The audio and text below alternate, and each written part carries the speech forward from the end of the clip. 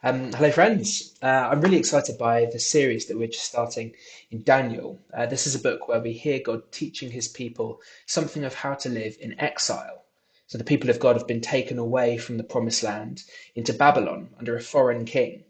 And so, their situation mirrors ours because the New Testament refers to Christians today too as exiles. We too are away from our true home. We belong in heaven just as Daniel belonged in Jerusalem. And just as Daniel and the other exiles lived under the rule of Nebuchadnezzar, we too live under powers and authorities who are opposed to our true King, Jesus.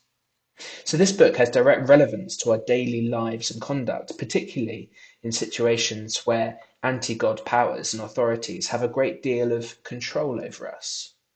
And the stories from Daniel that are probably most familiar to us, they can give the impression that God will always come to the rescue in this life. So if you think of Shadrach, Meshach, and Abednego, they emerged from the flames without so much as a singed hair. And Daniel, he was lifted up from the den of lions after spending the night there without a wound. But when we read the whole of Daniel and we delve into the stranger, less familiar territory of the second half of the book, we realize that the story does not always have a happy ending in this life for God's people.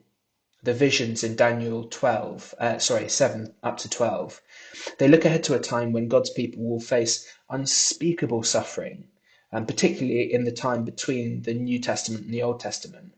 But they also look ahead more generally, and they predict a pattern of oppression for God's people that will run all the way through history until Jesus returns.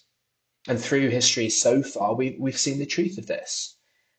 God's people haven't always been saved from the flames. They haven't always been saved from the lions. But the book of Daniel is also repeatedly emphatic that no matter what the hardships faced by God's people might suggest, God is in control. He changes times and seasons. He deposes kings and raises up others. And in the later chapters, 7 through 12, God promises that whatever hardships we face in this life, there is another life to hope for. God promises in Daniel chapter 12 that multitudes who sleep in the dust of the earth will awake, some to everlasting life, others to shame and everlasting contempt.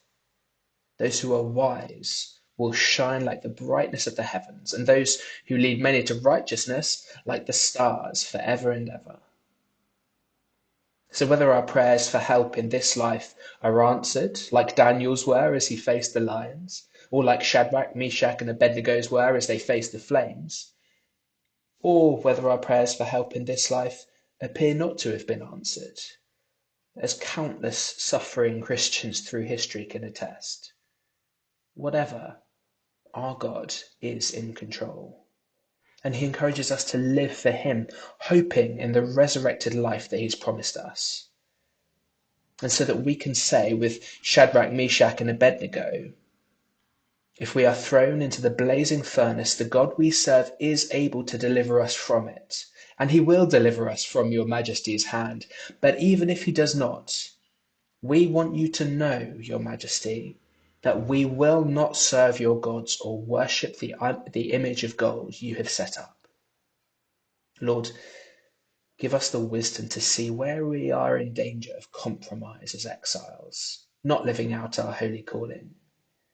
And give us the courage to stand with Daniel, Shadrach, Meshach, and Abednego, trusting in your sovereign rule and your resurrection hope. Amen.